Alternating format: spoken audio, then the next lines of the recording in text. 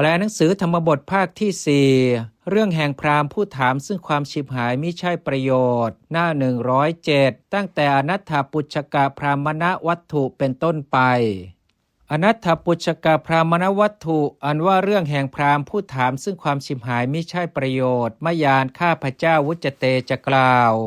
สถานว่าพระศาสดาวิหารันโตเมื่อประทับอยู่เชตวเนในพระวิหารชื่อว่าเชตวันอารัพพะทรงปรารภอนัตถปุจฉกพรามนังซึ่งพราหมณ์ผู้ถามซึ่งความฉิบหายมิใช่ประโยชน์กเถสีตรัสแล้วธรรมเทศนังซึ่งพระธรรมเทศนาอิมังนี้อิติว่าอัตตาหเวอิติดังนี้เป็นต้นกิระได้ยินว่าพรามโนอันว่าพราหมณ์โสนั้นจินเตตวาคิดแล้วอิติว่าสัมมาสัมพุทโธว่าพระสัมมาสัมพุทธเจ้าชานาติย่อมทรงทราบอัตถังซึ่งประโยชน์เอวะนั่นเทียวกิงหรือนุโขหนอแลอุทาหุหรือว่าสัมมาสัมพุทโธอันว่าพระสัมมาสัมพุทธเจ้าชานาติย่อมทรงทราบอนัตถังปิแม้ซึ่งความฉิบหายมิใช่ประโยชน์อหังอันว่าเราปุฉิตสามิจักทูลถามนางสัมมาสัมพุทธังซึ่งพระสัมมาสัมพุทธเจ้าพระองค์นั้นอิติดังนี้อุปสังกมิตวาเข้าไปเฝ้าแล้วสัทธารังซึ่งพระศาสดาปุฉิตทูลถามแล้วอิติว่า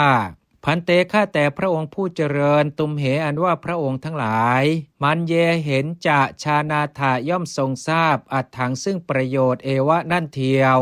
ตุมเหอันว่าพระองค์ทั้งหลายชานาถาย่อมทรงทราบอนัตถังซึ่งความฉิบหายมิใช่ประโยชน์โนหามิได้อิติดังนี้สถานว่าพระศาสดาอาหาตรัสแล้วอิติว่าพรามณะดูก่อนพราหมณ์อหังอันว่าเราชานามิย่อมรู้อัตถังซึ่งประโยชน์จะด้วยอนัตถังซึ่งความฉิบหายไม่ใช่ประโยชน์จะด้วยอิติดังนี้โสพรามโนอันว่าพราหมณ์นั้นอาหากราบทูลแล้วอิติว่าเตนะหิท่าอย่างนั้นตุมเหอันว่าพระองค์ทั้งหลายกเทถาขอจงตรัสบอกอนัตถังซึ่งความฉิบหายไม่ใช่ประโยชน์เมแก่ข้าพระองค์อิติดังนี้อาถาครั้งนั้นศรัทธาอันว่าพระศาสดาอาหาตรัสแล้วคาถังซึ่งพระคาถาอิมังนี้อิติว่าอุสุรสายยังอันว่าการนอนสิ้นการมีพระอาทิตย์สูงอาลัสยังอันว่าความเป็นแห่งบุคคลผู้เกียจคร้านจันทิกกังอันว่าความเป็นแห่งบุคคลผู้ดุร้ายทีฆโสติยังอันว่าความเป็นแห่งบุคคลผู้หลับสิ้นการนานอัฏฐานคมนังอันว่าการไปสู่หนทางไกลปุครัสสะของบุคคลเอกสัพผู้เดียวปรัทธารูปเสวนังอันว่าการเข้าไปเสพซึ่งภรรยาของบุคคลอื่นพรามณะดูก่อนพราหมณ์ตวังอันว่าท่านเสวสุจงเสพฉัพพิทักกรรมมังซึ่งกรรมอันมีอย่าง6เอตังนั่นอนัตถังอันว่าความฉิบหายมิใช่ประโยชน์พระวิสติจักมีเตแก่ท่านอิติดังนี้อัสสะพรามนัสสะแก่พราหมณ์นั้นพรามโนอันว่าพราหมณ์สุตวาฟังแล้วต่างวัจนังซึ่งพระดำรัสนั้นอัทาสิได้ให้แล้วสาธุการังซึ่งสาธุการอิติว่าคณาจริยะข้าแต่ท่านผู้เป็นอาจารย์ของคณะเชษฐกะข้าแต่ท่านผู้เจริญที่สุดในคณะสาธุอันว่าดีละสาธุอันว่าดีละตุ้มเหอันว่าพระองค์ทั้งหลายวะเทียวชานาถะย่อมทรงทราบอัตถังซึ่งประโยชน์จะด้วยอนัตถังซึ่งความฉิบหายไม่ใช่ประโยชน์จะด้วยอิติดังนี้สถานว่าพระศาสดาอาหาตรัสแล้วอิติว่าพรามณะดูก่อนพราหมณ์เอวังอันว่าอย่างนั้นปุคโลอันว่าบุคคลอัฏฐานัตถะชานนโกนามะชื่อผู้รู้ซึ่งประโยชน์และความฉิบหายมิใช่ประโยชน์สัทธิโสผู้เช่นกับมายาด้วยเรานัตถิย่อมไม่มีอิติดังนี้อัฏฐาครั้งนั้นศรัทธาว่าพระศาสดาอุปทาเรตวาทรงใคร่ครวญแล้วอัจฉาสยังซึ่งอัธยาศัยอัสสะพรามนัสสะของพราหมณ์นั้นปุชิตรัสถามแล้วอิติว่าพรามณะดูก่อนพราหมณ์ตวังอันว่าท่านชีวสิย่อมเป็นอยู่กัมเมนะด้วยการงานเกณะอะไรอิติดังนี้โสพรามโนอันว่าพราหมณ์นั้นอาหากราบทูลแล้วอิติว่าโคตมะข้าแต่พระโคดมโพผู้เจริญอหังอันว่าข้าพระองค์ชีวามิย่อมเป็นอยู่ชูตกรรมเมนะด้วยการงานคือการเล่นซึ่งสกาอิติดังนี้สถานว่าพระศาสดาปุชิตรัสถามแล้วอิติว่าปัณณะก็ชโยอันว่าความชนะโหติย่อมมีเตแก่ท่านจริงหรืออุทาหุหรือว่าปราชโยอันว่าความแพ้โหติย่อมมีเตแก่ท่านอิติดังนี้ วจเนครั้นเมื่อคำอิติว่าชโยปิอันว่าความชนะบ้างปราชโยปิอันว่าความแพ้บ้างโหติย่อมมีเมแก่ข้าพระองค์อิติดังนี้เตนะพรามเณนะอันพรามนั้นวุตเตกราบทูลแล้วสัทธานว่าพระศาสดาวัตวาตรัสแล้วอิติว่าพรามณะดูก่อนพรามชโยนว่าความชนะเอโสนั่นอัปปมัตตโกเป็นความชนะมีประมาณน้อยโหติย่อมเป็นชโยนามะชื่ออันว่าความชนะปุคลัสสะแห่งบุคคลชินนั้นตัสสะผู้ชนะอยู่ปรังปุคลังซึ่งบุคคลอื่นสายโยเป็นความชนะประเสริฐกว่าโหติย่อมเป็นนะหามิได้ปณะส่วนว่าโยปุคโลอันว่าบุคคลใดชินาติย่อมชนะอัตตานางซึ่งตนกิเลสะชะเยนะด้วยความชนะซึ่งกิเลสชโยอันว่าความชนะตัสสะปุคลัสสะของบุคคลนั้นสายโยเป็นความชนะประเสริฐกว่าโหติย่อมเป็นหิเพราะว่าโกจิอันว่าใครๆณสโกติย่อมไม่อาจกาตุงเพื่ออันกระทำชยังซึ่งความชนะต่างนั้นปราชยังให้เป็นความแพ้อิติดังนี้อนุสนธิคเตตวาธรรมังเทเสนโตเมื่อทรงสืบต่อซึ่งอนุสนธิแสดงซึ่งธรรมอาภาสิได้ตรัสแล้วคาถาซึ่งพระคาถาทั้งหลายอิมาเหล่านี้อิติว่าอัตตาอันว่าตนหเวแลปุคเลนะชิตังชิตังอันปุคเลนะอันบุคคลชิตังชนะแล้วปุคเลนะชิตังอันบุคคลชนะแล้วสายโยเป็นสภาพประเสริฐกว่าโหติย่อมเป็นจะส่วนว่าประชานว่าหมู่สัตว์อิตรานอกนี้อย่างนี้ยาใดชิตาเป็นผู้อันบุคคลชนะแล้วพวยะพึงเป็นยังชิตังอันว่าความชนะใดปุคเลนะอันบุคคลชินันเตนะผู้ชนะอยู่ประชังซึ่งหมู่สัตว์ต่างนั้นชิตังชนะแล้วต่างชิตังอันว่าความชนะนั้นสายโยเป็นความชนะประเสริฐกว่าโหติย่อมเป็นนะหามิได้เทโวอันว่าเทวดานะกายิราไม่พึงกระทำเอวะนั่นเทียวคันทัพโพอันว่าคนทันนะกายิราไม่พึงกระทำมาโรอันว่ามารสหกับพรหมุนาด้วยพรหมนากายิราไม่พึงกระทำชิตังซึ่งความชนะชันตุโนแห่งสัตว์เกิดอัตตทันตัสสะผู้มีตนอันฝึกแล้วโปสัสสะผู้อันบุคคลพึงเลี้ยงสัญญตจาริโนผู้มีอันประพฤติสำรวมแล้วเป็นปกตินิจจังเนืองนิดตถารูปัสสะผู้มีอย่างนั้นเป็นรูปอปชิตังให้เป็นความแพ้อิติดังนี้สัทโธอันว่าสัพอิติว่าหเวดังนี้ตถาคาถาอย่างในพระคาถานั้นนิปาโตเป็นนิบาตโหติย่อมเป็นปทังอันว่าบทอิติว่าชิตังชิตังดังนี้ลิงคาวิปัลลาโสเป็นลิงคาวิปัลลาสโหติย่อมเป็นอัทโธอันว่าอธิบายอิติว่าอัตตาอันว่าตนชิโตเป็นสภาพอันบุคคลชนะแล้วกิเลสะชะเยนะด้วยความชนะซึ่งกิเลสอัตโนของตนสายโยเป็นสภาพประเสริฐกว่าโหติย่อมเป็นอิติดังนี้อโธอันว่าอัดอิติว่าปณะส่วนว่าประชานว่าหมู่สัตว์อวเสสาผู้เหลือลงอย่างนี้ยาใดชิตาเป็นผู้อันบุคคลชนะแล้วชูเตนะด้วยสกาวาหรือว่าธนหารเนนะด้วยการนำไปซึ่งทรัพย์วาหรือว่าพลาภิพเวนะด้วยการครอบงำด้วยกำลังสังคาเมในสงครามพวัยยะพึงเป็นยังชิตังอันว่าความชนะใด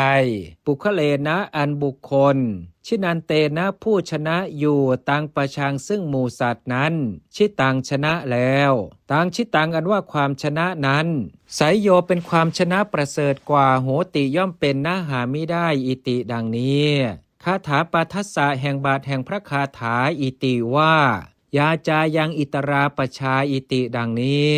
ปุชานว่าอันถามอิติว่าปณะก็ชิตังอันว่าความชนะตังนั้นเอวะนั่นเทียวสายโยเป็นความชนะประเสริฐกว่าโหติย่อมเป็นอีทางชิตังอันว่าความชนะนี้สายโยเป็นความชนะประเสริฐกว่าโหติย่อมเป็นน่าหามิได้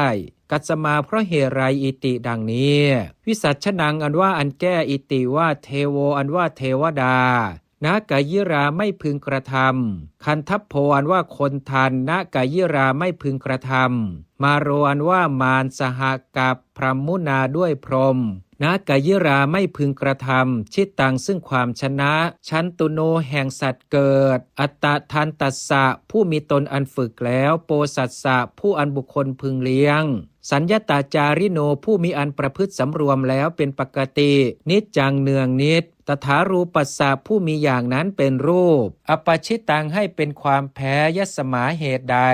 ตัสมาเพราะเหตุนั้นตังชิตังอันว่าความชนะนั้นเอวะนั่นเทียวไสยโยเป็นความชนะประเสริฐกว่าโหติย่อมเป็นอีทางชิตังอันว่าความชนะนี้ไสยโยเป็นความชนะประเสริฐกว่าโหติย่อมเป็นน่าหาไม่ได้อิติดังนี้อีทางอัทรูปังอันว่าอัทรูปนี้อิติว่าหิก็โปโสอันว่าสัตว์อันบุคคลพึงเลี้ยงอย่างนี้โยใด